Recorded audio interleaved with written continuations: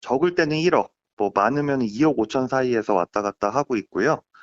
그리고 그 월급이 입금되는 그 통장마저도 박수홍 씨가 직접 갖고 있는 게 아니라 친형이 그 통장을 관리하고 있었습니다. 그리고 박수홍 씨는 거기서 그냥 카드만 받아서 썼고요. 이렇게 된 게 30년이라는 거예요? 그런 네, 식으로. 그렇습니다. 박수홍 씨의 통장은 그 친형께서 공인인증서 OTP 카드 통장 자체까지 다 관리하고 계셔서 박수홍님은 통장을 확인할 수가 없었습니다. 그냥 친형의 얘기만 듣고 그냥 믿은 거죠. 그냥 본인은 거기에 연계된 신용카드만 사용하고요. 바로 여기에 우리의 궁금증이 증폭되는 대목입니다. 안진용 기자님, 사실 박수홍 씨가 꼽아만 봐도 따져만 봐도 하고 있는 프로그램이 몇 개인데 연 수익이 그냥 2억이라는 게 믿기지가 않습니다. 실제로 매출은 수십억에 이를 텐데 본인이 이렇게 월급 명세로 이렇게 받아온 돈이 적을 때는 1억, 많을 때는 2억 5천 정도였다는 거죠. 그럼 나머지 금액들에 대해서는요, 본인이 다 관리를 하고 확인이 돼야 되는데 이거 역시 본인이 OTP 카드라든지 확인할 수 있는 길이 없어서 믿고 맡겼다는 거예요. 하하. 여기서 많은 사람들이 생각을 합니다. 30년이란 세월인데 정말 몰랐을까? 근데 이거를 돌려 생각하면요, 결국 가족이니까 전적으로 믿었던 거예요. 그런데 어느 순간 이걸 확인하려고 드니 이게 딱 제가 이제 세무사 통화했을 때도 직접 확인할 수 없으니까 세무사를 통해 확인하려고 소명을 요청했는데 확인을 안 해주는 거라는 거죠. 아하. 결국 확인하기 위해서는 수사기관의 요청이 필요했고 고소에 이르게 된 건데 박수홍 씨는 30년간 믿었던 가족으로부터 이렇게 배신을 당했다는 생각 때문에 더욱더 좌절감을 느낄 수밖에 없었고 결국 고소에 이르게 됐다는 겁니다. 사실 김복준 의원님, 예. 박수홍 씨가 그동안 방송에서 여러 차례 가족 얘기를 하면서 그런 얘기를 했습니다. 그냥 형이 잘해주겠지. 또 예. 형수가 예전에 금융업에 종사를 했나 봐요. 예. 그러니까 금융업에 종사했던 형수니까 잘 관리해주겠지. 이렇게 해왔다는 거예요. 예, 그렇게 얘기하면서 아마 박수홍 씨 입장에서는 배분율을 7대3 정도로 인식한 것 같습니다. 형하고 형수가 3, 그리고 이제 본인이 7 이렇게 인식을 한 것 같아요. 네. 그런데 이제 문제는 가족들 간의 합의였기 때문에 서면으로 아마 계약서 같은 걸 쓰지는 않은 것 같습니다. 아하. 배분율을. 네. 다만 이제 친형이 뭐 이야기하는 거를 녹취를 한 부분이 일정 부분이 있는데 거기에 7대3이라는 이야기는 나오는 것 같습니다. 아하. 그래서 이제 그 부분 아마 이번에 유리하게 적용될 것 같고요. 네. 기본적으로 뭐 이거 연예인 그 관련돼서 이 대법원 판례가 있기는 해요. 아하. 거기에서도 이 총 매출에서 일반적으로 그 활동비 제외하고 7대3 정도로 배분하는 걸로 저 판결을 내린 사례가 있기는 하거든요. 네. 그게 아마 많이 작용하지 않을까 싶습니다.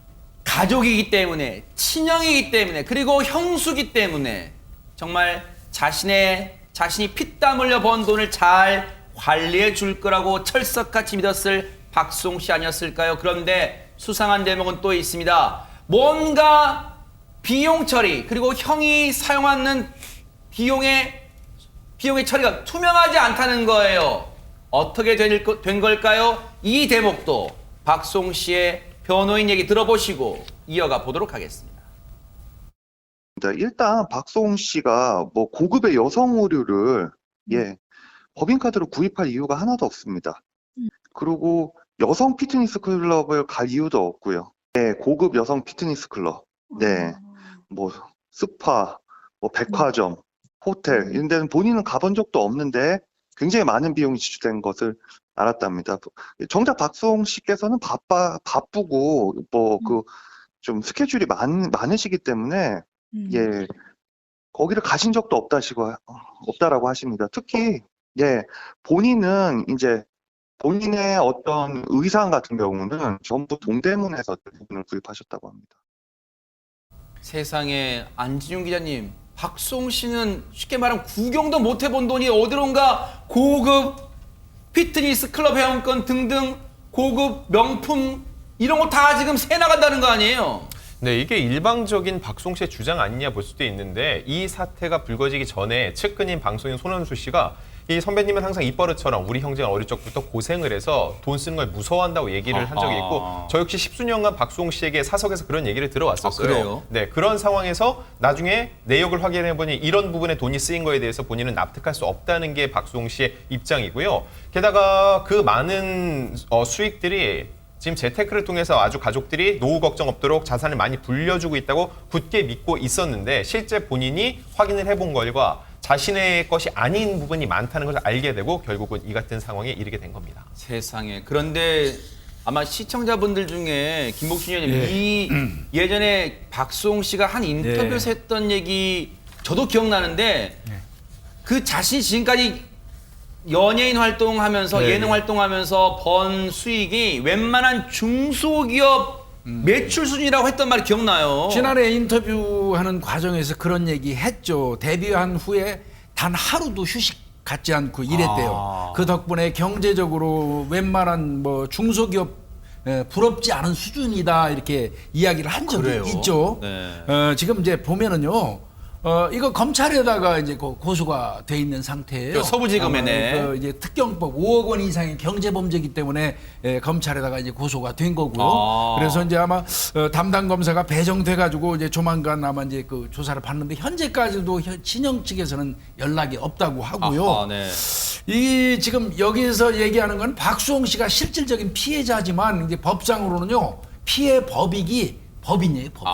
법인도 법인이. 하나의 이제 인격으로 보거든요. 아하. 그래서 뭐 이 형 같은 경우는 그 법인의 뭐 이사라든지 그 임원급이기 때문에 네. 이 사람이 법인의 저 입금된 돈을 유용하거나 이러는 거를 감시해야 될 의무가 있는 사람이에요. 그러네요. 어떤 면에서 보면 아하. 이제 그런 부분에 대해서 아마 수사가 진행될 겁니다. 네. 예.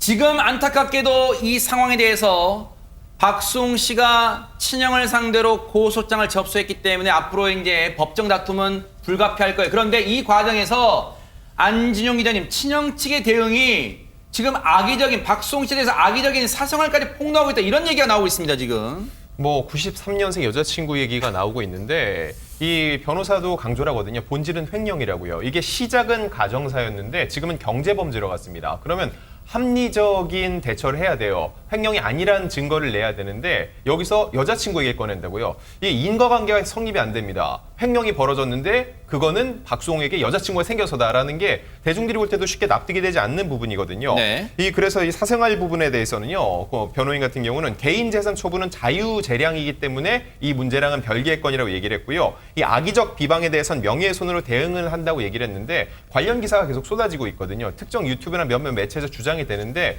이거를 몇몇 매체가 또 옮겨가는 과정에서 박수홍 씨의 최소한의 확인도 하지 않고 있다는 겁니다. 이거 역시 나중에 문제가 되는 걸 언론에서도 분명히 인지를 하고 있어야 됩니다.